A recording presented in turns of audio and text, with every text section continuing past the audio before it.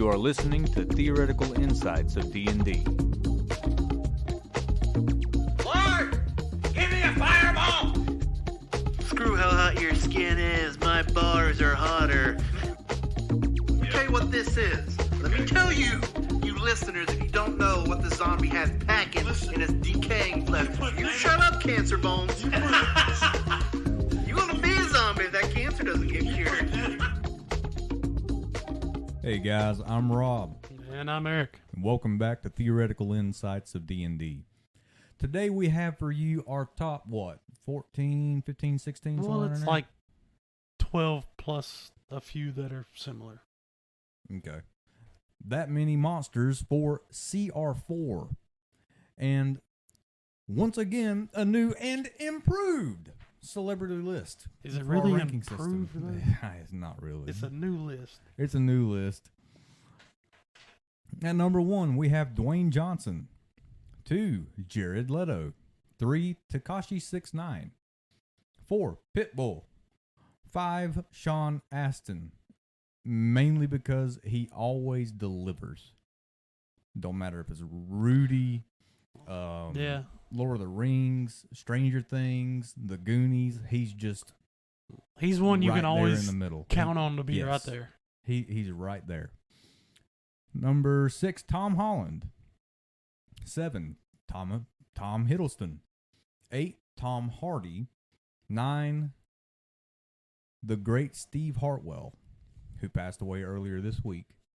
And number 10, one we lost the day before him, Jimmy Buffett. Yeah, margaritas for everybody. Yep. Wasting away again in Margaritaville. Probably get copyright strike for that, but you know what? It is what it is. I think it was different enough not to get copyright strike. Yeah. Starting off, we have the black pudding. No, do not eat it. It's not black licorice, is it? No. It's just straight up no. It is a large ooze that is unaligned with an armor class of 7. Not that hard to hit, but it's got 85 health. Do you really want to hit it though? See, that's the interesting question. Like melee? No. It's got 85 health. Or you can take the 10d10 plus 30. It's 20-foot movement speed and a 20-foot climbing speed with a 16 in strength and constitution, and everything else is below 6 except for wisdom. It's a 6. That charisma though. Oh. Yeah. It's a 1 along with its intelligence. So it's immune to acid, cold, lightning, and slashing. And it is immune to blinded, charmed, deafened, exhaustion, frightened, and prone. It'd be kind of hard to knock an ooze prone. Yeah, it's already bleh. Has a blind sight of 60 feet and is completely blind beyond that radius with a passive perception of 8. Now, it is amorphous. The pudding can move through a space as narrow as 1 inch wide without squeezing. Corrosive form. A creature that touches the pudding or hits it with a melee attack while within 5 feet of it takes 4 or 1d8 acid damage. Any non-magical weapon made of metal or wood that hits the pudding corrodes.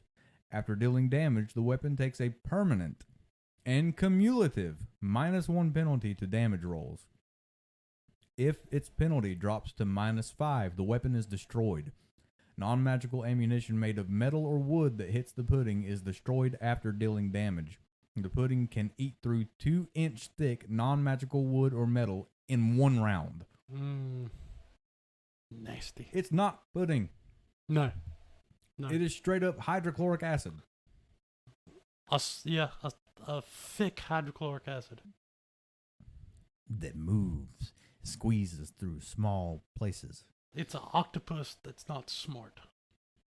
It's an octopus. It's an octopus that's dumb as a brick, literally.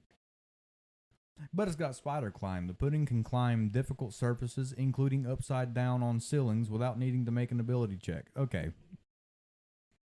You don't need this guy to be moving around a whole lot. You need him on the ceiling of the sewer. Mm-hmm. Okay? You're going through, and you're playing a Batman themed campaign, you're looking for Killer Croc. Okay. And you get down there and you got your Batman and your Robin and your Batwoman and all that mess. And then this thing just drops down on top of them. It eats through your armor in One round. one round. And weapons. And weapons, yeah. So you're sitting there practically naked with your fists. That'd be rough. Automatic 1d8 damage every time you hit it. Eventually come out and you'd be just bones. Mm-hmm. This is how they make zombies. Or skeletons. Ah, fair. You got an evil necromancer and he wants a skeleton army. Just start shoving a bunch of people through a black pudding.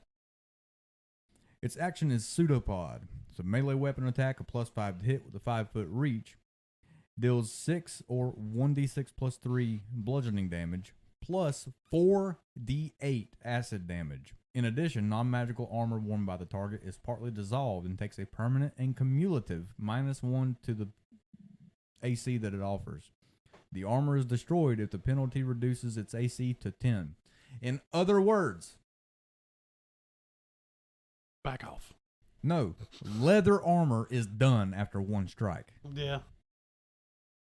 Studded leather is done after 2. Anybody with light armor needs to stay away. The only person that stands a chance of not having their armor destroyed is going to be the fighter. Yeah, Or but the then paladin. still you're taking -1 AC every turn. Yeah, but even still. It also has a reaction called Split. When a pudding that is medium or larger is subjugated to lightning or slashing damage, it splits into 2 new puddings if it has at least 10 hit points. Each new pudding has hit points equal to half the original puddings, rounded down. New puddings are 1 size smaller than the original. Mm-hmm. So just like that other pudding we talked about, wasn't the black ooze? I think it was ooze. Like we talked about in CR 2, 3, somewhere around there. This thing starts splitting. Yeah. If the barbarian runs in with his great axe, just I want to rage, and then start slicing, and then you've got a mini army of puddings. yeah, each with like what 20 health. Idea though, get little bitty magical pudding cups, Little magical pudding guts. and then you just capture the pudding and throw it at enemies. Oh no! It is now Pokemon.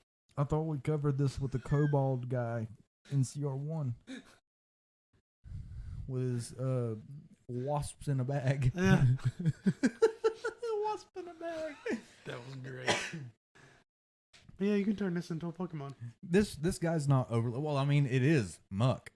Yeah, that's what it is. This guy is not overly cool. Yeah, but it is. It's one of those things. It is a Mr. Sean Astin. It is always there, reliable, and you just throw it in there. It does what it does. Yeah, you got a point. I can agree with that. It's like the assassin vine. It just feeds. It doesn't do anything else. Your DM doesn't have to try to break his brain trying to control this thing. It just feeds. That's all it does. I think a number 5 sounds about right. Now when you messaged me this list, you were awfully excited about this one. Yes. The Blister Coil Weird, and I wonder why. It doesn't have anything to do with my breakdown over the water weird, does it? He's got a friend. Oh, he's stuck in a puddle in the middle of town. We have a bucket. You can turn anything into a Pokemon. In D&D. Just about. Except for maybe the Tarrasque. It's a little bit too big. Where there's a will, there's a way. And where there's a water weird, there's a Blister Coil Weird. Which is kind of the same thing, but it adds fire to the mix. Which is kind of interesting to begin with. So 13 AC with 45 health, or you can take the 7d8 plus 14. Movement speed of 40 feet and a swimming speed of 60 feet. So this guy's a little bit more mobile than the water weird.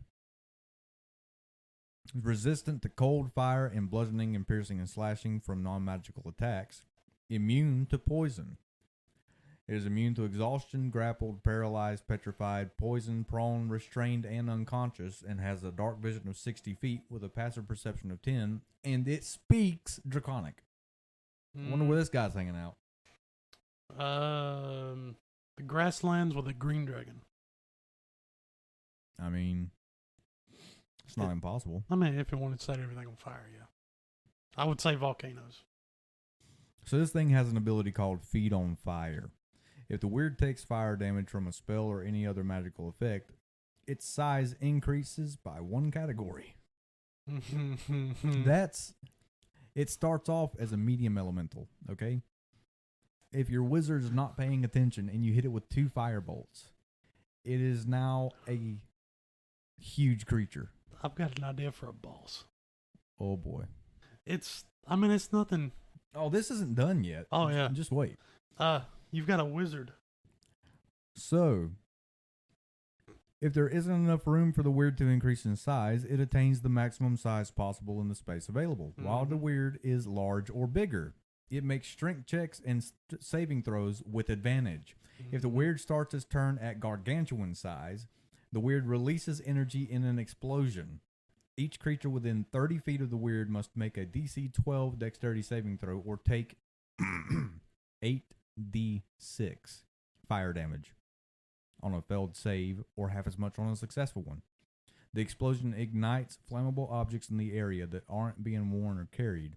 The weird size then becomes medium. This thing has an innate ability of fireball.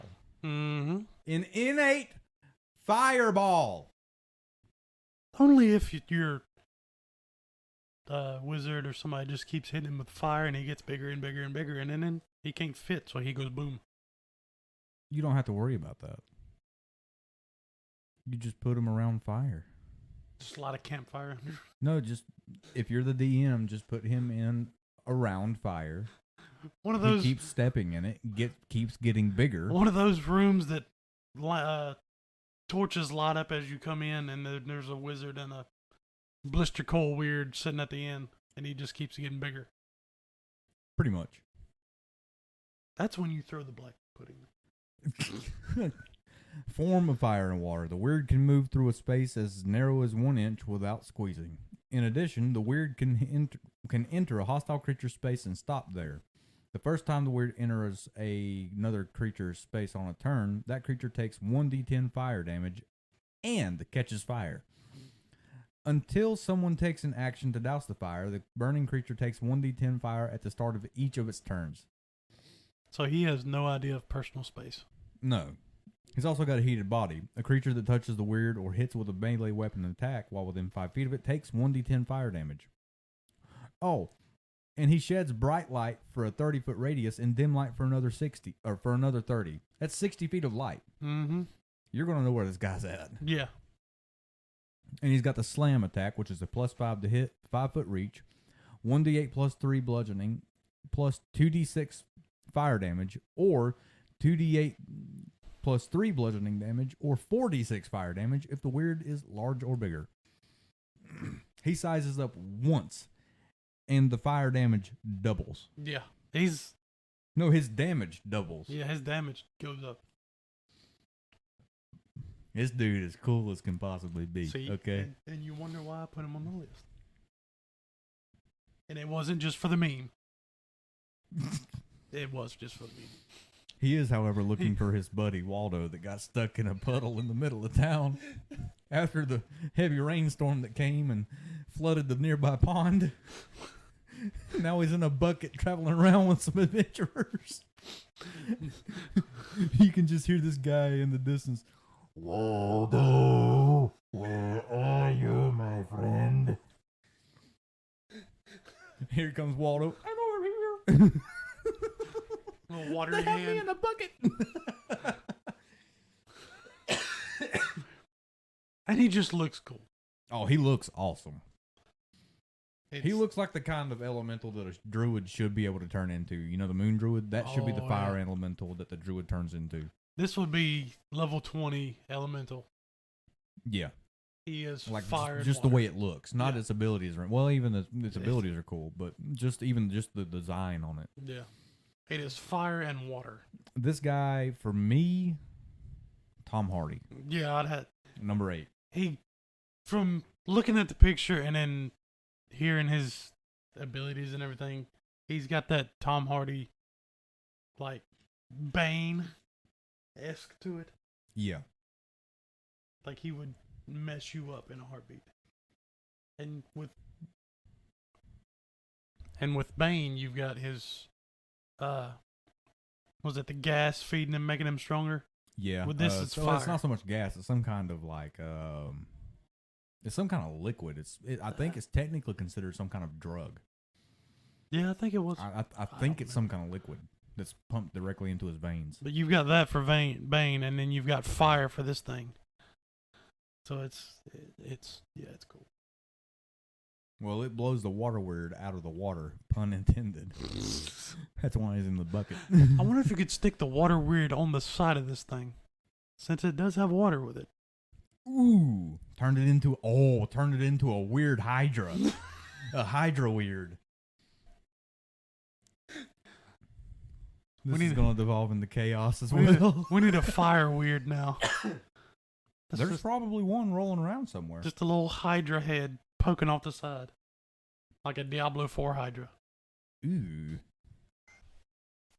Moving on, we are now covering, moving towards anyway, the Demogorgon. Now, this is not the Demogorgon of yesteryear Dungeons and Dragons. This is instead a entry from what I would guess to be Stranger Things, because that's the hand-drawn artwork of the Demogorgon from the show.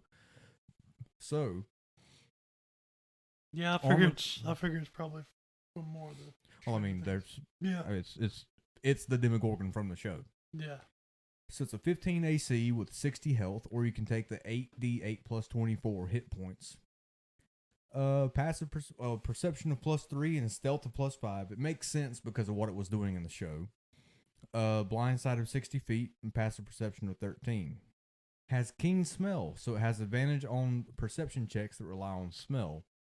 Also has blood frenzy. This is annoying. Yes, very. Has advantage on melee attack rolls against any creature that doesn't have all its hit points. That's rough, because if it hits you for 1 damage, if you somehow have a parry skill as a fighter or something, and you take 1 damage from anything. If a rat bites you on the way to fight the Demogorgon and you take 1 damage, it automatically has advantage against you. Yeah, if you stub your toe on a rock, it's gonna have advantage. And it also has regeneration, so it regains 10 hit points at the start of its turn. If the Demogorgon takes acid or fire damage, this trait doesn't function at the start of its next turn. The Demogorgon dies only if it starts the turn with 0 hit points and does not regenerate. So you have to kill it with fire or what was it, acid? Yeah, acid or fire. So if you put it at 0 with Ray of Frost, it regenerates and it's still in the fight. Mm-hmm. Also has multi-attack. It makes 3 attacks. 1 with its bite and 2 with its claws. Now, this is a lot of damage, especially coming out at advantage if it's wanting to single target somebody. +5 to hit on both. The bite is 1d10 plus 3, and the claw is 2d8 plus 3. That's 5d8 plus 9. In 1 turn if it decides to use all of its multi-attacks on 1 single target. And that's 90% going to be advantage. 90% of the time, that's going to be advantage. Yeah. Unless you all can roll great initiative and start before this thing and deal 60 damage, roughly. Yeah, and that's hoping that you can cast something like Hold Monster on it. And I doubt that you'd have access to that level of spell by the time you run into one of these, if it's going to be a challenging fight, you know? Yeah. Because Hold Monster is what, a 5th level spell? It's a 4th or 5th level. I think 4th. We'll retcon that later. Yeah. That could become a serious issue if your initiative count is lower on the spectrum. Well, no. Now, if you had a ranger with like ensnaring strike or ensnaring shot, or a ranger or a druid with spike growth, something like that. Well, yeah, but here's the issue: is ensnaring strike is the save dexterity, strength, or con? I think it's a dex save. Let me look that up real quick. Ensnaring strike is a strength saving throw. Oh, it's a strength. And it's got a +3 to that. However, it's only got a +1 to its wisdom save for hold monster. Mm-hmm. And it's got a -4 to any kind of intelligence save that it might have to make for or whatever it may be, you know. And spike growth doesn't have a save. Yeah, it just automatically takes the damage. Plus, I like spike growth. Here's the thing, though. I don't like this Demogorgon. I like the original Demogorgon. Yeah, the original is better, but this is,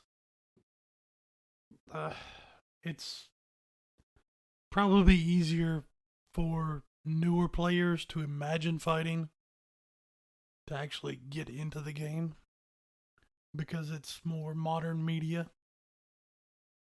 Yeah, I mean, I get that, but this only belongs in the Stranger Things setting. Yeah, I mean, Like if you're in a regular D&D game and you go in and you say, okay, the Demogorgon appears, they're gonna think of the 2-headed massive fiend yeah, that is what, a CR 18, which we'll eventually be putting on our list once we get up to that high level of CR. We'll definitely have to cover that one. Matter of fact, let me just search up Demogorgon real quick.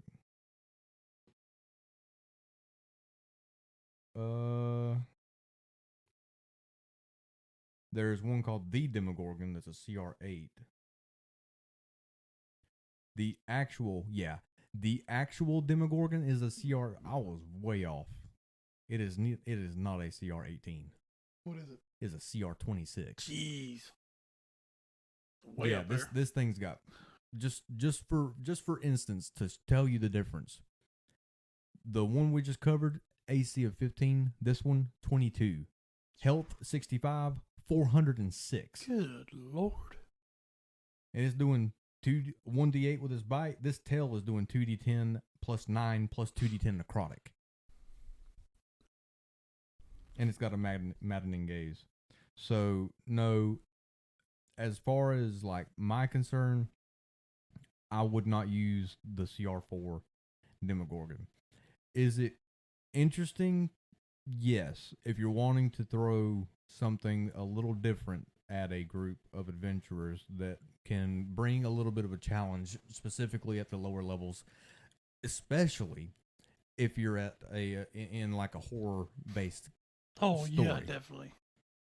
Like when we were talking about Fraggieri with potato candy. Oh, yeah. This could be something that got a hold of Fraggieri's cooking in the Feywild Yeah. and came over. Or when you have to go to the Feywild to Yeah, this could be there. invading the Feywild, because this is what...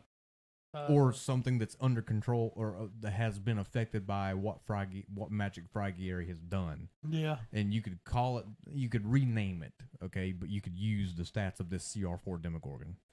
It could be like a... kind of like a teenager version of a Demogorgon. Yeah. An adolescent Demogorgon or something like that. Yeah, or some kind of like the what are they? Myacandid? The fungus people? Oh, yeah. Some kind of variation of that's Yeah. been cursed or whatever Yeah. by the Fae. Yeah, Or because, Fae power. the way it looks, it definitely could be something like that. I think that an awesome and very cool monster. As is, it's lackluster. It is. Because and it's not because it's Stranger Things, because I love the show. I truly do. I like the show even though they did Eddie dirty. Yeah. As far as a cool factor, if we're going off of what we read, it's a number 2. Yeah, It is not cool. it is the only real redeeming feature it has is the name. Now, And the if media you were presence. if you were to, run into this thing in game and the DM be like, yes, this is a cursed creature by the Fae that was once one of the I want to say Myrinacatid or whatever. I don't remember the word. The fungus colony. Yeah, it's mirrored something. Yeah, the Myrid colony. I'll just say that. It They're was fungus people. Yeah, It was part of the fungi. It was fungi. It was part of them and was cursed by some kind of dark Fae magic and turned into this monstrosity. I can see that, yeah, because it's considered a medium monstrosity Yeah. in this. In that case, it would probably be a Tom Hiddleston or Tom Hardy. Yeah, but base as it sits on the bestiary, I'd have to go with a 3 or 4 somewhere in there. Yeah. Because the only redeeming feature it has as it sits is just its media presence. For this Yeah, for for this that specific particular one. one. Yeah. I can agree with that. And it might be a fun addition to a game because of the media presence. Exactly. Especially because me and Jeremiah talked about last year with Stranger Things and the D&D movie, it kind of kickstarted another wave of people wanting to try Dungeons and Dragons after the whole Critical Role and Dimension 20 thing. Because I would say the last D&D movie, early 2000s, late 90s. Yeah, that didn't get anybody wanting to try it. I love the movie because I thought it was kind of funny. It's like D&D's The Room. But it didn't really add any want to go play D&D. It was just a movie. Yeah, it was just a movie. Now, Honor Among Thieves, yes, it kind of feels like a Marvel movie, but it actually goes. It feels like you're watching what people would do at a table. It looks like somebody's playing D&D. Yeah. I mean, they actually played through the campaign, through the movie, at a table, rolling everything. But, I mean, yeah. You want to go over the Drowned Assassin, sir? Oh, let's see. The Drowned Assassin. Ooh, Chaotic Evil. Looks rough. Anyways, armor class of 14. It's basically leather armor. Yeah, in the picture it looks like it's like molded and tattered leather armor. You know what that picture makes me think of? Will Turner's dad from Pirates of the Caribbean. Yes, it does. Yes, it does. Yeah. What was his name? Bill Turner. Wasn't his name Bill? It's been so long since I saw those movies, but I think it sounds familiar. What's the matter? Afraid of getting wet? Not this guy, apparently. No. Hit points 67. That's pretty good. Speed of 30. Does not have a swim speed. Well, it makes sense because he's drowned. Why would he want to be in water? But this is a monster. It's bad memories. I know, but this is a monster you would probably find in the water. What? It's Jason Voorhees. What does he? Where's the one place that he does not want to be? In Lake Crystal. That is true. Anyways, strength of 15, dex of 16, con 16, which is pretty good. Intellect of 9, wisdom of 9, and a charisma of 16. This dude is picking up some chicks. Maybe not looking like that. From the shadows. He's got barnacles on his shoulder 3 times the size of his head. This dude is hiding in the corner in the shadows talking to chicks. Well, fair. And then he knocks them out, throws them over his shoulder, and takes them home. All right. Yeah. I mean, I could see that. Anyway. Oh, yeah. That's the callus that he's gotten from carrying the women away. Or the men. This is 2023. You never know. Or the creatures. You never know. Oh, no. His dex and con saving throws are a +5. So trying to, what would you put on him? Con saves would be rough. Any kind of con save that's mainly going to be any kind of necrotic damage. Thunder damage like Shatter, Thunder Wave is going to be con saves. Yeah. A lot of the poison damage is going to be con saves. Well, to keep from being poisoned. Well, he's immune to poison. Well, I mean, even still. Yeah. Condition immunity, poisoned. He's got dark vision up to 60 feet, passive perception of 9, so you could probably sneak by him. With a fair amount of ease too. None of my artificers will be able to No, sneak not past at him, your 'cause artificer. I still roll with disadvantage because artificer, I wear heavy armor, and I still suck at stealth. I've never seen you roll above like a 5. I have on my druids, but every time I play artificer, it's a no-go. Let's see. Languages. It can understand languages it knew in life, but cannot speak. Let's see. Bottom treader. The drowned assassin cannot swim, and it sinks to the bottom of any body of water. That makes... Okay. I see why it does not have a swim speed now. It takes no penalties to its movements or attacks underwater. It is immune to the effects of being underwater at depth greater than 100 feet. So it can't swim, but it can live underwater. Okay. Bound together, the drowned assassin shares its mind with every other drowned one within 1 mile of it. Wait a minute. Within a mile.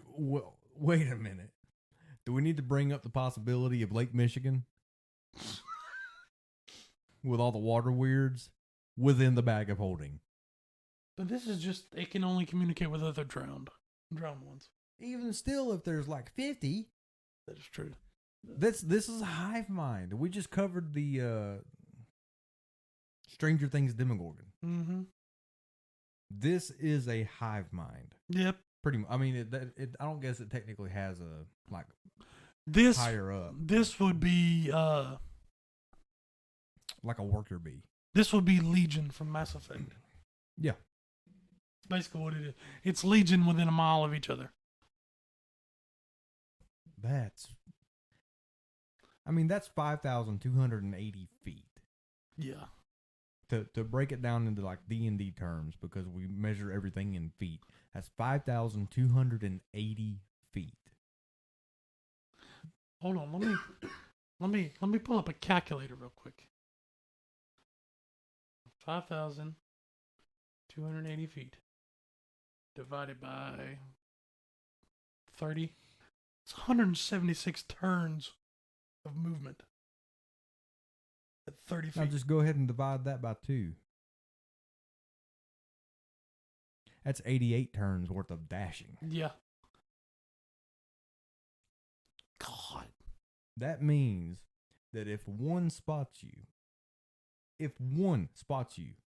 and they are hostile to you and your group, you are now in a mile-wide radius danger zone. And I'm not talking about like walking through the woods to where there might be some danger. You might run into a dragon. This is guaranteed. Yeah, they know you're there, and they know Yeah. where you're at. So Because they're on the dragons way. fly over, they can see you and not give 2 craps. The bear off in the distance can completely ignore you. These guys, if they are hostile in the campaign setting that you're playing in, they will hunt you down. I mean, they are And if chaotic one starts, evil. Yeah, and one starts following you, then they know every one of them was within 5,280 feet or 176 rounds worth of 30 foot of movement or 88 rounds worth of dashing 60 feet of movement. Know exactly where you're at every step you take. So while you're moving through there, at any time you could be attacked. Yes. And you'd be underwater. Slower movements. Mm-hmm. Most attacks made at disadvantage. If I'm not mistaken, any kind of spell like a fire spell won't work. Yeah, underwater.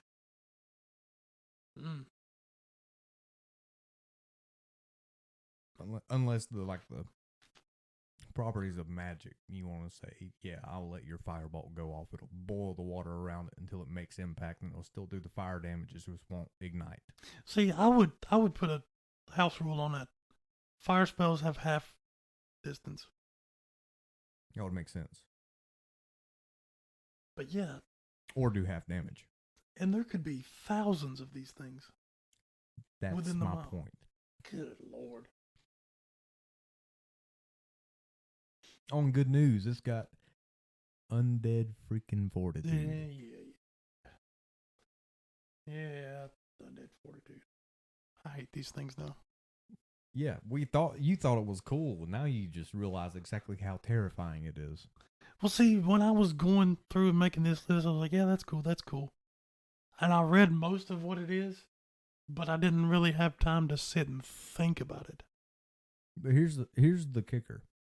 Let's go back and read something real quick, because you may need to pull up the rulings of underwater combat while I do this. Okay. I'm going to go ahead and cover its actions, and I'm going to talk about the ranges of its actions in the meantime. So it has a multi-attack. The Drowned Assassin... Blah, blah, blah, English. The Drowned Assassin makes 2-hand crossbow attacks or 2 dagger attacks. It can then take the dash, disengage, or hide action. So, the hand crossbows are a +5 to hit with a range of 30 to 120 feet. 1d6 plus 3 plus 1d6 poison damage. And the target must succeed on a DC 12 con save or contract blue rot. The dagger is a +5 to hit, 1d4 plus 3, and 2d8 poison damage, DC 12 con save, or contract blue rot. Now, reveal once per day. The Drowned Assassin removes its mask, revealing its rotting face. Each creature of the assassin's choice within 30 feet of it can see the assassin must succeed on a DC 13 Wisdom saving throw or be frightened until the end of its next turn. And while you're doing that, I'm going to look up blue rot. It's on the next page, the info page. Oh, okay, that's good. Okay, so blue rot. This disease targets humanoids. Who ever would have thought? While afflicted with blue rot, a victim grows grotesque blue boils on their face and back. This disease is carried by undead, including the drowned ones in Tamarot's fate. I'm guessing this is where these guys come from. And victims most often acquire it through wounds caused by infected creatures. The disease's boils manifest in 1d4 hours, causing the 1d4 hours. Not days, hours. Causing the victim's constitution and charisma scores to decrease by 1d4 each to a minimum of 3. Ooh. This is quickly followed by a fever and tingling in the extremities. An infected creature is vulnerable to radiant damage and gains the ability to breathe underwater. So there's one One shining hope. One shining hope. At the end of each long rest, an infected creature can make a DC 12 Constitution saving throw. On a success, the victim regains 1 point of Constitution and 1 point of Charisma lost to the disease. If the infected creature regains all the points lost to the disease, it's cured. Other effects that raise the victim's ability scores do not cure the disease. On a failed saving throw, the victim takes 4d8 necrotic damage as the boils burst and spread.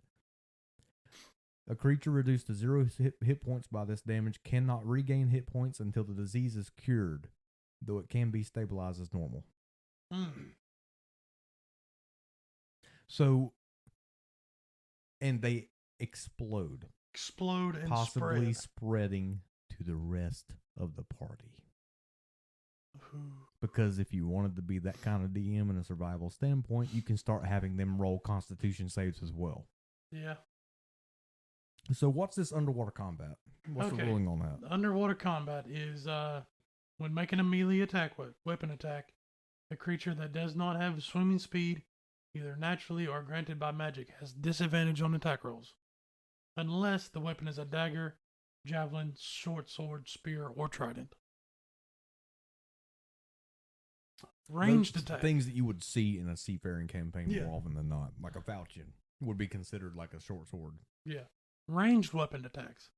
Automatically misses a target beyond the weapon's normal range. Yeah. Fair. Even against a target within normal range, the attack roll has disadvantage, unless the weapon is a crossbow, net, or a weapon thrown like a javelin. Okay. Now, is there any more of that? Creatures and objects that are fully immersed in water have resistance to fire damage. Okay, fair. So it's not so much, just straight up half fire damage. Yeah. Let me read you again the last line of Bottom Treader. Mm-hmm. It is immune to the effects of being underwater at a depth greater than 100 feet. All that you just read doesn't apply to it if it's 101 feet below the surface. Yep. 101 feet below the surface of the water, it is not affected by any of that. It can still use its hand crossbow up to 120 feet. If for some reason you wanted to give it a long sword, it would make the attack regular. You would have to hope and pray that somebody in your party had a swimming speed. Yes. Or the ability to grant swim speed. But don't forget, there's 600 within a 1 mile radius. Yeah, that's the problem. That's the scary part. Well, even just one, they have 67 health. Yeah, they're no slouch. And most of your attacks is going to be disadvantage. All of your attacks will be a Oh, disadvantage. yeah, all of your attacks. Well, I mean, except for spells, because it said that spells were just fire was Resistant.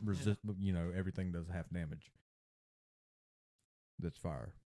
So spells, you still got Ray of Frost. Yeah. All your lightning bolts, all that good Eldritch stuff. Blast, stuff like that. Its Sacred Flame would even still work. Yeah. Or Toll the Dead. But the only redeeming factor of a drowned assassin is hopefully you only run into one or two. Point B, it's got a 14 AC, so you should be able to hit it somewhat easily, even if rolling at disadvantage, as long as you have a good modifier to your attack rolls. Yeah, but remember, that unless you're using a short sword or something like that. Their mind link is with all drowned creatures, not just other drowned assassins. So all the other drowned creatures. Let's see what we can find. You've got a good point. There's a regular drowned. There's a drowned blade, ascetic, assassin, and master with 157 hit points.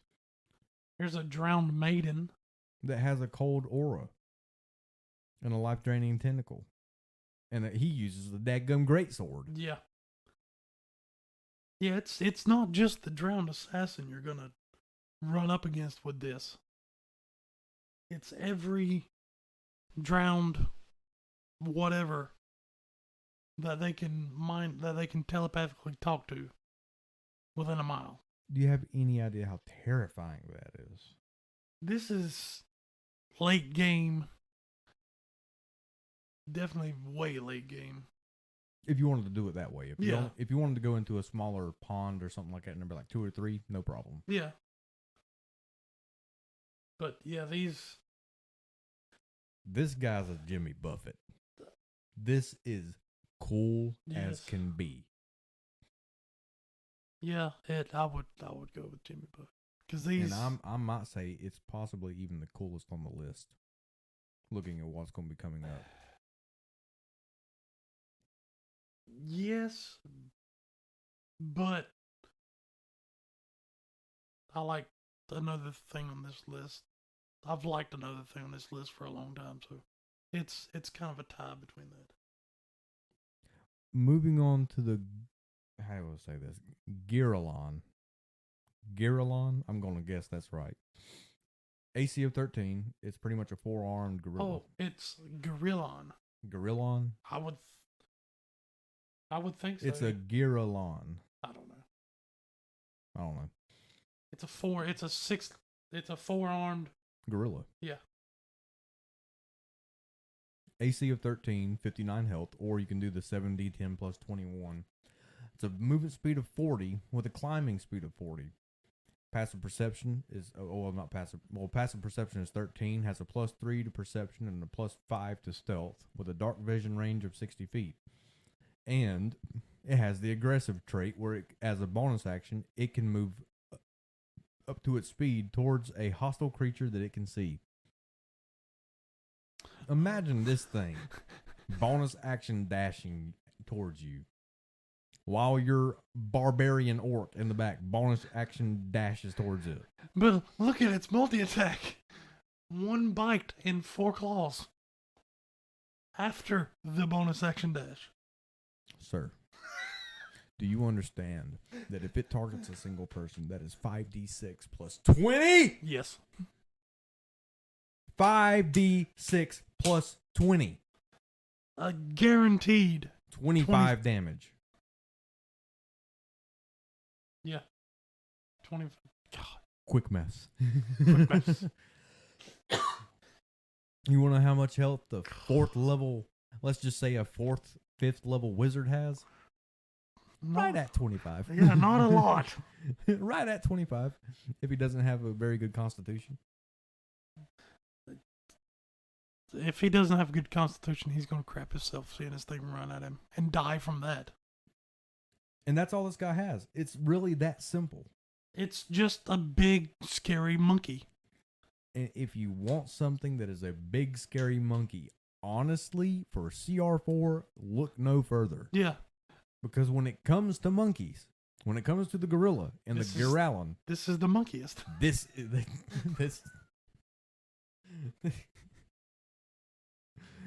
it's the monkiest. Oh. I think it might be the best option of CR4 for just something to rush in and this, especially if, okay, this is going to make me sound like I'm a bad DM. I promise I don't really do it, but every once in a while, I think every DM's like, you know what, I wish I could just really give it to this person every once, just once. Oh, I understand that.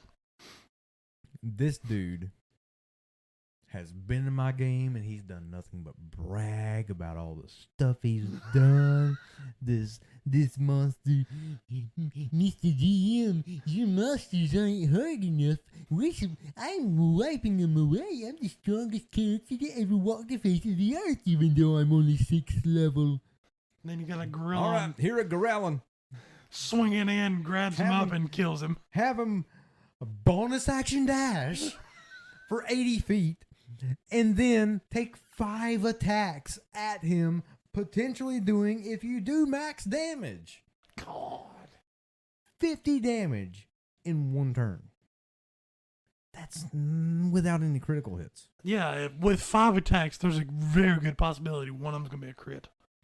On, God forbid, you give it a little something called advantage. Don't.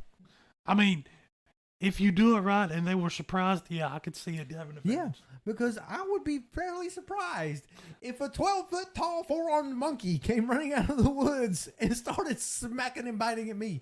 Just going... See, this is one of those creatures you put in as kind of a filler, but not really want to classify it as a filler. I want to see this guy tripled on everything he's got. Like add 6 to his armor class. Give him another 200 health. Give him another 10 feet of speed and movement. A genetically altered. And then make that 1d6, 3d6, and make him a CR, like a CR 19. That could be like a, I don't know, late game. You found the castle, like a 12th or 13th level. Yeah, you found the castle, and you've got to fight through an arena. This would be one of the monsters in the arena. like that gorilla in the HBO show Primal. Yeah. Well, Yeah. it was technically on Adult Swim first, but Or yeah, Primal. great show. Yeah. So where does the Giralon? I hope we're saying that right. Where does the Giralon fall on the celebrity list of CR4? I would say between Tom Hardy and Steve Harwell. You know, honestly, I think I agree with that. Just because it's extremely simple and it's going to do whatever you want to do very effectively. Very effective, yeah. Very effectively. Moving on, we have another plant. So this time it's called a Groff. This is a plant with attitude. Severe attitude. So it's an armor class of 13, 68 hit points, or you can take the 8d10 plus 24, with a 30-foot movement and a swim speed of 30 feet. Has a +3 to perception and a +4 to stealth, with a dark vision of 60 feet and a passive perception of 13. Has false appearance, so as long as it's still and out of combat, you can't tell it apart from the regular rosebush. And it can hold its breath for up to an hour, and that's pretty impressive. Yeah. Because if you go into like player characters, they can hold their breath up to a number of minutes equal to their Constitution modifier, correct? Which is really something if you have a wizard that has a -1 in con. It's like, I can't swim. It has multi-attack where the Groff makes 1 bite and 1 swamp claw attack. Now, to explain that, for those of you that don't know what a Groff is depicted as, the picture right here is pretty much a moss-covered bear, pretty much. I would say like a vine beast.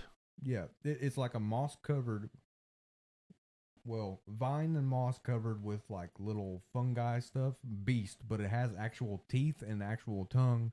Or it just has the ability to take the shape of that while it's attacking. This is assassin. This is what the assassin plant on steroids. Yeah, because this one's actually moving. Yeah, this is a sentient being. Now the bite is +7 to hit, 5-foot reach, 1d8 +5 piercing damage.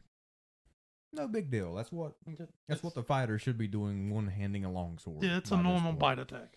It should have at least a 18-20 strength, or dex. Yeah. Swamp Claw, +7 to hit, 5-foot reach, 1d6 +5 slashing. If the target is a medium or smaller creature, it must succeed on a DC 15 strength saving throw or become engulfed by the Groff. While engulfed, the target can't breathe, is restrained, and takes 3d6 poison damage at the start of each of its turns. When the Groff moves, the engulfed target moves with it. The Groff can only have 1 target engulfed at a time. An engulfed target can repeat the saving throw at the end of its turns, and on a success, the target escapes and enters the nearest unoccupied space. Yeah. That is an awesome ability. It's like a net. It's what the Assassin Find did, but it is a mobile version of it. Yeah, and it's doing less damage. It's a sentient assassin vine. Yeah, and judging from the picture, how they have it represented, it is a sentient plant which has seen wildlife walking by and said, you know what, I'm going to go Autobot on this, and I'm going to become a plant bear or badger or whatever. It's a large plant. That would be a bear. Yeah, that's a bear. Yeah, its claw is basically a poison-lined razor net. Here's the thing, though. Most plants in D&D have, some plants in D&D have vulnerability to fire damage. Mm-hmm. And I'm figuring most of the awakened trees and stuff like that do. Probably. This does not have that. Well, it's swamp-based, so it's wet. Exactly. This thing is cool. It is cool.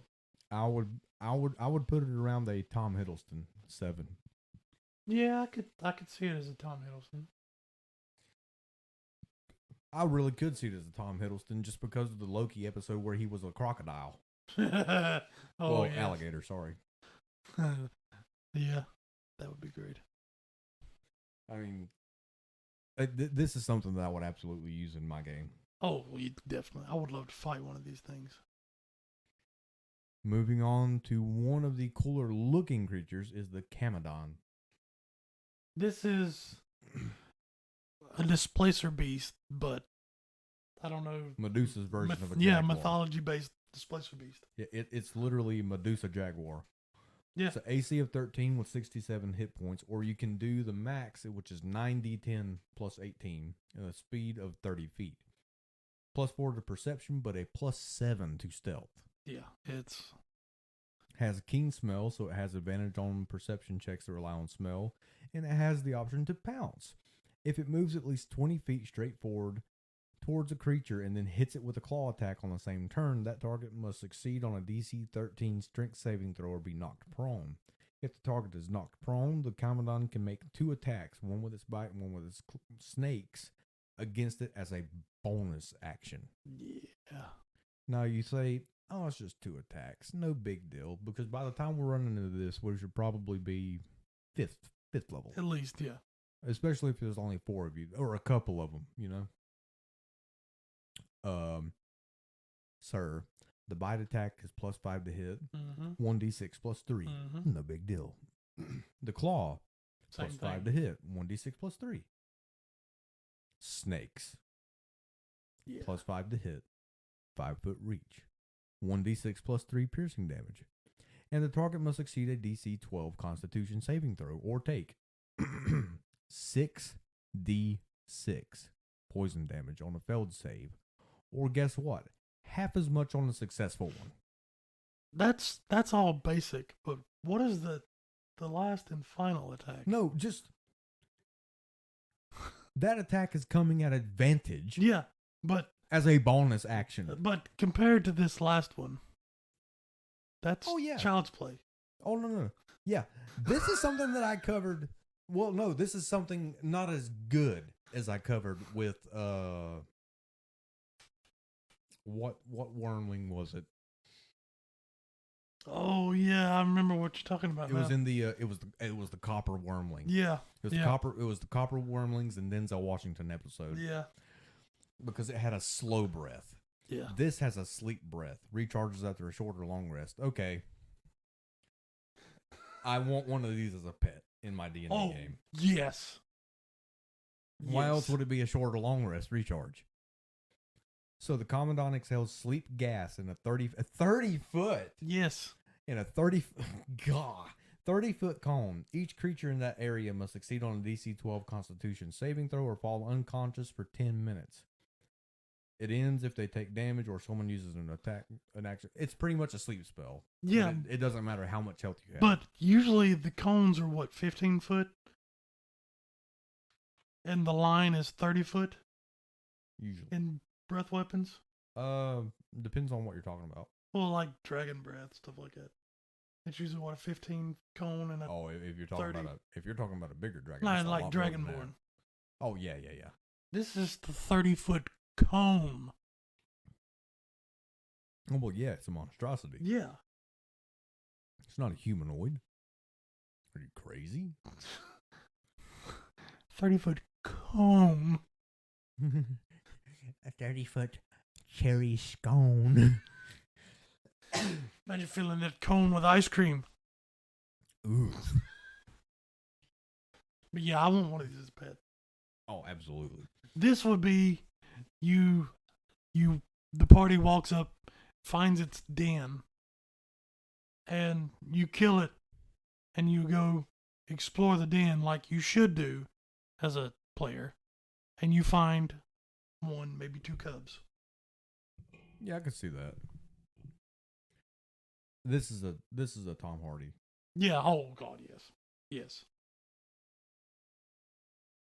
Absolutely Tom Hardy. The Maragon. this thing is, I don't know what it is about it's not like creepy, but this is like horror filled.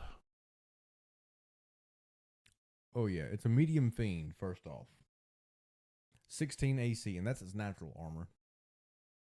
45 health, or you can do the 6d8 plus 18. It is resistant to cold, bludgeoning, piercing, and slashing from non-magical attacks that aren't silvered. Immune to fire and poison. Immune to frightened and poisoned. With a dark vision of 60 feet and a passive perception of 11. Understands infernal but can't speak, but has telepathy of 120 feet. Now it also has devil's sight, so magical darkness does not impede its vision. And it also has magic resistance, where it has advantage on saving throws against spells and other magical effects. Now, multi-attack. The Demogorgon makes 2 halberd attacks, or if an allied fiend of challenge rating 6 or higher is within 60 feet of it, the Demogorgon makes 3 halberd attacks. Yeah. Yeah. The halberd is a +6 to hit with a 10-foot reach, and is 1d10 plus 4 slashing damage. Or it also has a heavy crossbow. +4 to hit, 100 to 400 foot range, 1d10 plus 2 piercing damage.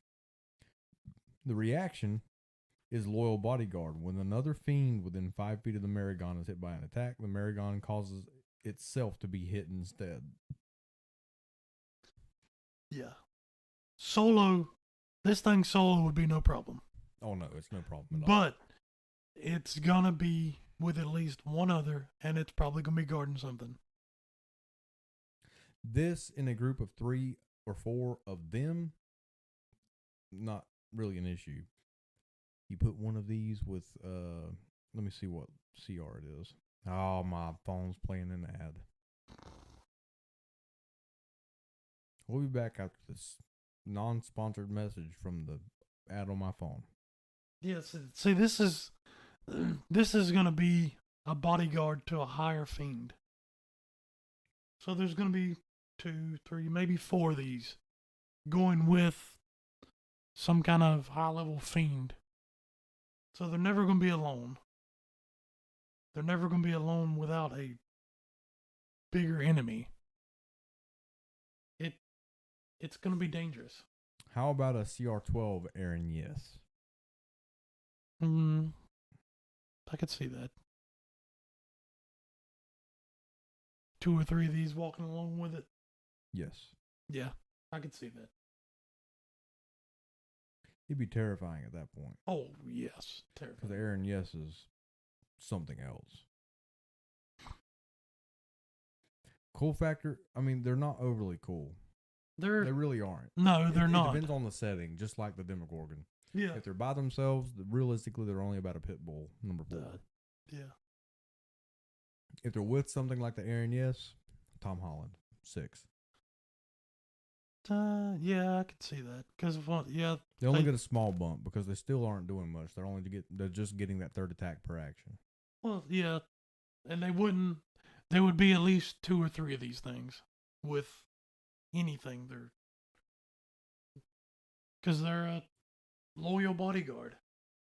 And the info on it, it's souls of fallen soldiers, mercenaries, and bodyguards. Fair. So there would be at least 2 or 3 of these things with anything. Now, I don't even have this next one in my bestiary, so it's gonna be up to you. This is the Thalgu, I guess is how you could pronounce it. It looks like a bug, big white 4 eyes. It's a large creature. So it's going to be, what's that? 10 foot tall, probably. Well, maybe if it's not that tall, it's going to at least take up 2 squares. Yeah. And it's got some pretty long legs. Oh, that's freaky. Yeah, this thing.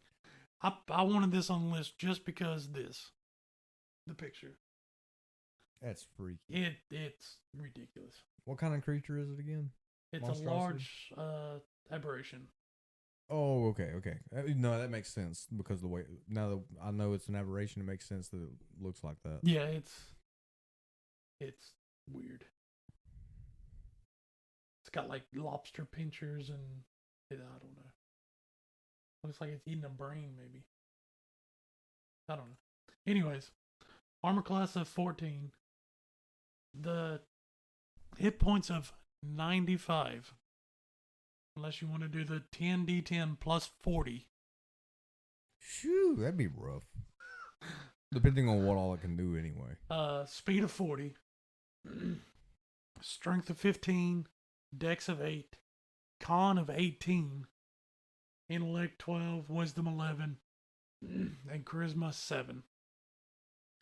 It's got dark vision up to 120 feet. Its passive perception is 10. So you could sneak by this. Language is deep speech. It talks metaphorically. Yeah. It has an ability called brain dump. It's called what? Brain dump. Whenever this creature consumes a brain, it gains the magical ability to speak and understand languages known by the previous owner. Okay, I'm glad that you continued to read that. What was you thinking? Just leave a little piles of brains everywhere? No, because when you said it's called brain dump, and when it consumes a brain, it just takes a dump. Because it consumes it. I don't know, dude. It's 1 o'clock in the morning. We said we weren't going to do this again, and here we are. Yeah. It also has unusual nature. The creature doesn't require air. I mean, it makes sense. It's like a bug. Yeah. It's got its own way of getting oxygen. Yeah. It's got a multi-attack. It makes 1 bite and 2 claws. Bite is plus 4 to hit, 5 foot reach, 2d8 plus 2 piercing. The claw is plus 4 to hit, and 1d4 plus 2 slashing. That's pretty good. It's pretty good. And then the extract brain. It's a melee attack plus 4 to hit, reach of 5 feet, 1 incapacitated humanoid. Takes 10d6 piercing damage. If the damage reduces the target to 0, the creature kills the target by extracting and consuming its brain. It's a mind flayer bug. Yeah. Except it just gains the ability for speech after it consumes the brain. It has spellcasting, psionics. The creature casts one of the following spells requiring no spell components and using intelligence as its spellcasting ability. Let's see, it has Arms of Hadar, which requires 1 brain to use. I assume that's what it is. Yeah. It must have consumed the requisite number of brains to cast the spells.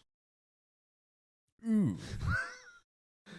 Arms of Hadar is 1 brain. Detect Magic is 2 brains. Magic Missile is 3 brains. Tensor's Floating Disc is 4. Darkness is 5. Old Person is 6. Invisibility 7. Spider Climb 8. Fear is 9. Hypnotic Pattern is 10. Major Image is 11. And Stinking Cloud is 12. Yeah. So it must consume He's a brains. hungry boy. It has to consume brains to cast its spells. That's an interesting feature. This is one of the most out there odd creatures I have ever seen. And that's what makes it cool. Yes. Oh, this is Because that's definitely a Steve Harwell. Yes, this is definitely Steve Harwell. Because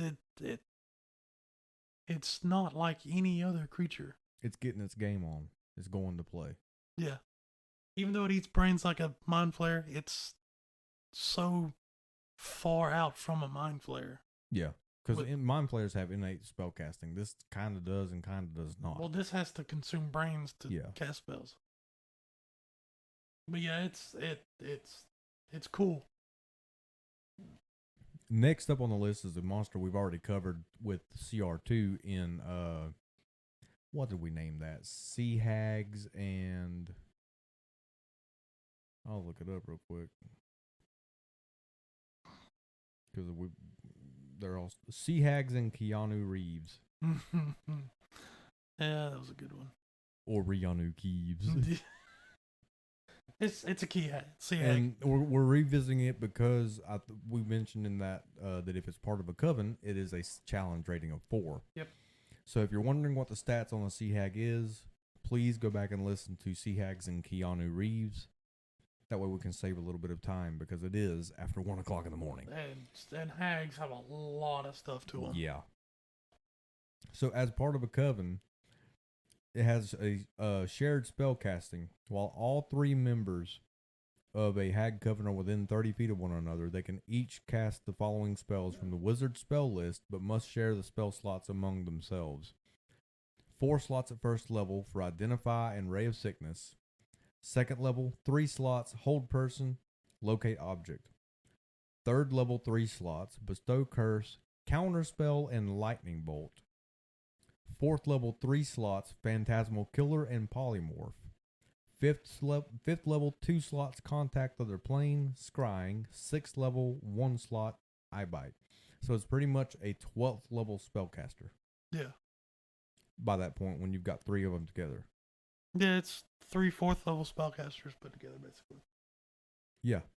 Yeah, for casting these spells, each hag is each hag Oh, each hag. is a 12th level spellcaster that uses intelligence as her spellcasting ability. The spell save DC is 12 plus the hag's intelligence modifier, and the spell attack bonus is 4 plus the hag's intelligence modifier, which is a +1. Yeah.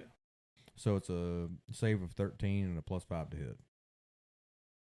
Yeah, it's not a It's not huge save, it's but not there's going to it's be a not lot big- coming at you. It's not a big bump on the sea hag. Yeah. Wait till we cover the night hag. Oh, yeah, that is true. The night hag is a completely different story, and it is my favorite hag in the game because it is absolutely ridiculous.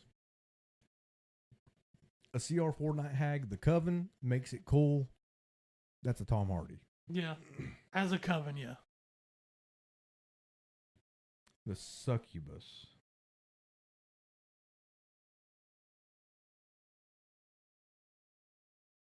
It's an interesting creature, to say the least.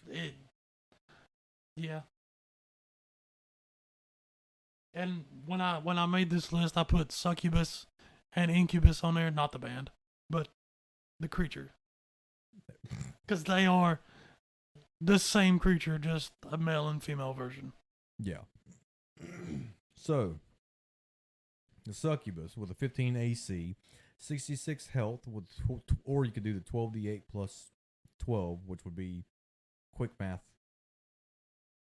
Come on. 108. Yeah. It's 1 o'clock in the morning. I got to keep myself awake. Quick math.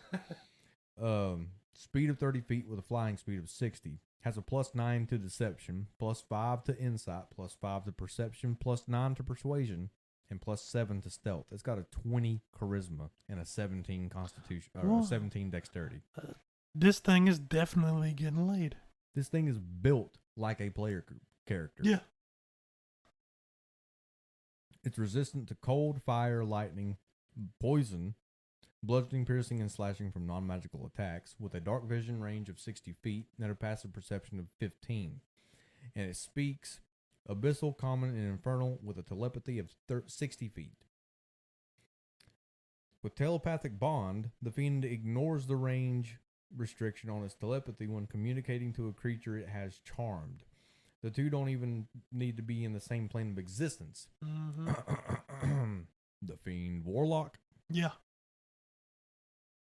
And it's also a shape changer. The fiend can use its action to polymorph into a small or medium humanoid or back into its true form.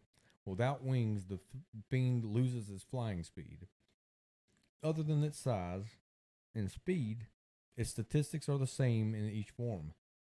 Any equipment it's wearing or carrying isn't transformed. It reverts to its true form if it dies.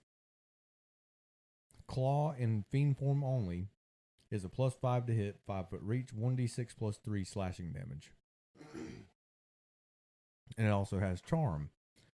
One humanoid the fiend can see within 30 feet of it must make a wisdom saving throw or be magically charmed for 1 day. The charmed target obeys the fiend's verbal or telepathic commands. If the target suffers any harm or receives a suicidal command, it must repeat the saving throw, ending the effect on a success. If the target successfully saves against the effect, or if the effect on it ends, the target is immune to the fiend's charm for the next 24 hours. The fiend can only have one target charmed at a time, and if it charms another, the effect on the previous target ends. But let's read that part one more time real quick. If the target suffers any harm or receives a suicidal command, it can repeat the saving throw. If you fail it, it can tell you to kill yourself. Mm-hmm. It can tell your character to cause harm to itself and jump off the top of the building and die. Yep. That's scary. Yeah. Also has Draining Kiss. The fiend kisses a creature charmed by it or a willing creature. The target must succeed a DC 15 con save against this magic, or take 5d10 plus 5 psychic damage on a failed save, or as much or half as much damage on a successful one. The target's hit point maximum is reduced by an amount equal to the damage taken. This reduction lasts until the target finishes a long rest. The target dies if the effect reduces its hit point maximum to 0. That's one heck of a French kiss. Planar ally in Baldur's Gate 3, the Cambion, has Draining Kiss.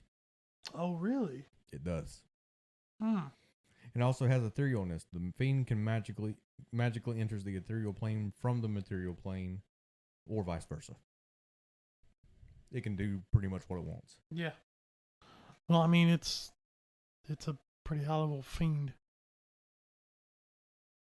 The succubus is a really cool creature, but it's not that cool on like a cool factor scale. Yeah. You know, with what it can do, it's a Steve Hartwell. Trying to use one in a game, if it's not going to be heavily centered around a lot of fiends being present within the game, it's like a Sean Astin. Well, I could see this having a warlock pact of the fiend with this. Yeah, if you were to do it like that, then I could definitely see that. Yeah, but the only thing with that, you wouldn't be fighting it as much as you would be RPing with it. But it's, I mean, yeah, I would call this, I would go with a Tom Holland for an average. Yeah. Moving on, we have the 3 were creatures for CR4, and that's the were boar, jaguar, and tiger. And I'll go ahead and tell you which one's my favorite. I like the were tiger. Oh, definitely. Just because one of my favorite animal in real life is the tiger. So, I was just looking at all 3 of them. All of them, except for the boar, has 120 health. The jaguar and the tiger both have 120 health. And realistically, they're all doing about the same damage. And the jaguar and tiger are basically the same thing, just reskinned. Okay, so...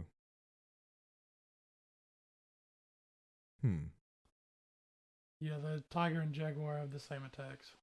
Okay. Well, the were-boar is pretty much exactly what it sounds like.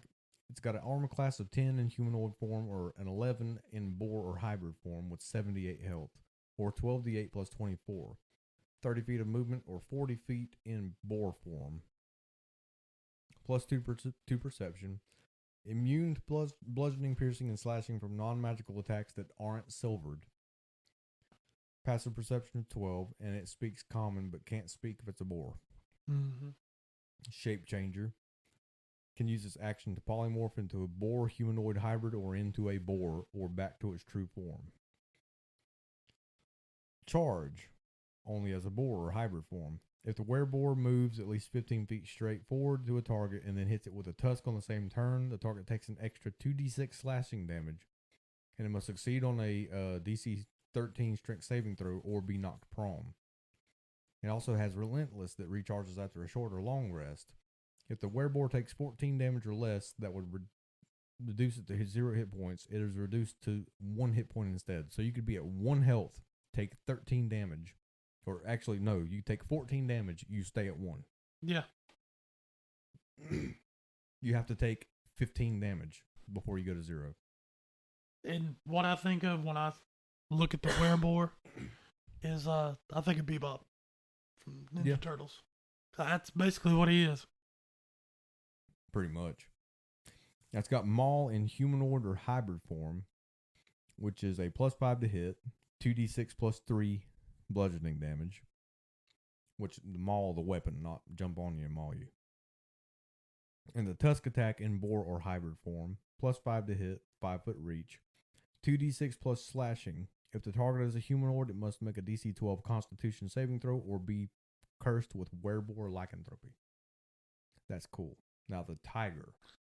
The tiger and the jaguar are basically the same, except they have a pounce and a few other. They've got a scimitar and a longbow attack. They also have 120 health. Yeah. But they pretty much work the exact same. And they're not really doing much more. They're not really doing any more damage. No, but they have to Their bite. bite is doing 1d10 +3 though. But their bite is the way they transfer the lycanthropy Yeah. instead of the tusk. Well, the tusk would be the closest thing to a boar having a bite. Yeah. Would use actually to fully harm somebody. Yeah. But these have scimitar and a longbow in humanoid or hybrid form. The boar is a Sean Astin. The tiger and the jaguar is a Steve Hartwell. I can see that, yeah. Just because of straight cool factor. Yeah. Because were-boars are ugly. Were-tiger, awesome. Yeah. I am Tiger Man. Yeah, I could see that. Last on our list is the zombie plague spreader. And I know we're kind of rifling through it here at the end, but like I said, it is after 1 o'clock in the morning. We're exhausted. See, the zombie plague spreader is... We're going to slow down a little bit on this one. It's not really the creature, but what you can do with this thing. Exactly. It's got a 10 armor class with 78 hit points, or you can do the 12d8 plus 24. It's resistant to necrotic and immune to poison. It's one of the very few undead outside of maybe the Lich or some of the more powerfuls that is resistant to necrotic. Because most everything takes full damage from necrotic if it's undead. Even the drowned assassin did not have resistance to necrotic. Yeah. Nor the regular zombie. It is immune to charmed, exhaustion, and poisoned. Has a dark vision of 60 with a passive perception of 7, so you can kind of sneak by him. Yeah, this is just a mindless zombie, really. But it understands the language it knew in life, but it can't speak. If it knew 5 languages, it understands all of them. Mm-hmm. So it's kind of like Billy out of Hocus Pocus. Yeah. Yeah, pretty much. Has undead fortitude. We pretty much know how that works. Make a con save throw of a DC of 5 plus the damage taken, unless the damage is radiant or from a critical hit. And instead of dropping to 0, it drops to 1 hit HP instead. God, I hate undead fortitude. Has unusual nature. Doesn't require air, food, drink, or sleep. Viral aura. My phone just died. Pick it up, Eric. This is where it starts getting interesting as what you could do with it, with the viral aura. A creature that starts its turn within 10 feet of the plague spreader must make a DC 12 con save. On a failed save, the creature is poisoned and can't regain hit points until the end of its next turn. On a successful save, the creature is immune to the plague spreader's viral aura for 24 hours. Will you repeat the first 2 lines of that one more time, please, sir? Any creature that starts its turn within 10 feet of the plague spreader must make a DC 12 con save. And on a failed save, the creature is poisoned and cannot regain hit points until the end of its next turn. Yeah, I was just making sure I heard you right. So It's pretty much got the stinking cloud effect that a ghast has? Yeah, I think so. The gas is the bigger version of a ghoul, right? Yeah. Yeah. It has that. It has the stinking cloud version of that. Yeah. Except now you can't heal. Yeah. Now I know it's a low save. Like, don't get me wrong, but you can always spell it. Trust me, I know that. Yeah, it gets even better. Oh boy. Its multi-attack has 2 slam attacks. +5 to hit, 5-foot reach, 1d6 plus 3. Me. But then 2d8 necrotic damage. It does 2 of those. So it is how much from the slam itself? A d6 plus 3. Okay. And so then that's 2d6 plus 6. 6. And then 2d8, so 4d8 necrotic damage. 4d8 necrotic damage. Isn't that about the same as Greater Zombie? Yeah, pretty much. I can't look it up. Is a Greater Zombie a CR4? Let's see.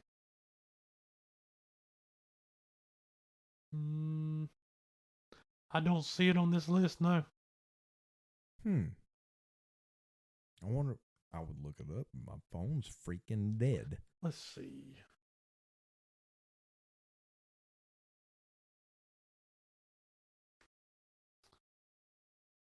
A Greater Zombie is a challenge rating of 5.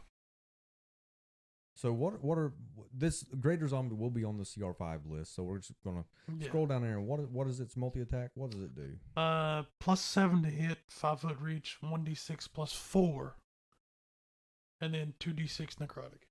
Okay, so this dude is doing just as much damage as a Greater Zombie. Yeah. Because instead of it's 2d6 necrotic on the it's on a d6 plus 3 for the plague spreader, and then 2d8 necrotic no or 2d6. 2d8 necrotic, 1d6 plus 3 bludgeoning. 2d8 necrotic on the zombie plague spreader and 2d6 on the greater zombie. Yep. What's the difference in health? 97 and What was it? 75. 78. 78. Yeah. I can. Okay. Yeah, that's fine. I was about to say because of the damage, I would have actually swapped these if I was going to be putting them in my game. Because the zombie plague spreader just sounds better. Oh yeah, it just sounds better. It has a cooler place in the battlefield. Oh, but absolutely. It gets even better. How does it get even better than that? It's virulent miasma. Virulent miasma. It's 1 per day. The plague spreader releases toxic gas in a 30-foot radius sphere. What? Yes. Centered on itself. Each creature in that area must make a DC 12 con save, taking 4d6 poison on a failed save or half for a successful. Humanoid reaching 0 hit points by this damage dies and raises as a zombie. Immediately. Yes. And it's 4d6? Yes. 4d6 poison damage. Let's hope you're a bunch of dwarves. Or some, like, poison-based draconic bloodline sorcerers. Yeah. Or Yuan-Ti purebloods. This thing is not meant to fight alone. It's meant to fight in a group. Yeah, this is going to be a... Oh, my God. 5 regular zombies and 3 of these. Ooh. Because the 5 regular zombies are the adventurers they just killed with that. Oh, yes. The last party that went and tried to kill these things. Yeah. Yeah. This as a zombie, standalone zombie. This is a Jimmy Buffett. Oh yeah. It is possibly the coolest undead we have talked about so far. Even fighting just one of these. Oh yeah, it could be a problem. It might, but 2 or 3 of these things mixed in with some just regular zombies. Yeah. It'd be a massive problem. Yeah. if you were not very careful as to what you did. This is like you said, the coolest undead that we have talked about. That's ridiculous. Because it's a regular zombie with what was it, stinking cloud? No, it's pretty. No, it is a greater zombie Yeah, it's a greater zombie. with a little less health, but the effects of 10-foot radius stinking cloud, And then a once And- per day 30-foot radius. 30-foot radius of 4d6 poison damage. could That possibly if it puts kills you you, at 0, you turns you into a- immediately turn into a zombie. Yeah. This thing is cool. This thing is Jimmy Buffett. This thing is as cool as Jimmy Buffett. Sitting at the graveyard sipping a margarita. There. Gosh, that's inappropriate, but I'm too tired to say anything about it. We appreciate you listening. Do not forget, however, because I am about to play the ad, the Power Gaming Tournament Part 2 is on. Submit your characters to Theoretical Insights of D, the letter N, D at gmail.com, because Gmail does not allow special characters in the name. Or submit them through Facebook Messenger to us on our Facebook page. We will be doing a battle with them after a full review of every character that that gets submitted to us, because we don't figure it's going to be too many, so we're going to do every single one. And then we will battle them, do a dramatic retelling for the podcast, like we did for the Dreadful Six. Mm-hmm. And I mean, it's pretty good. I mean, just check out the ad. So far, it's looking. Characters are looking pretty good. Oh yeah, we've got 3 so far. We're hoping to get a few more. Yeah. So, with no further ado, here's the ad for the Power Gaming Tournament Part 2. Theoretical Insights of D&D is proud to present the Power Gaming Tournament Part 2. The finest heroes have been summoned.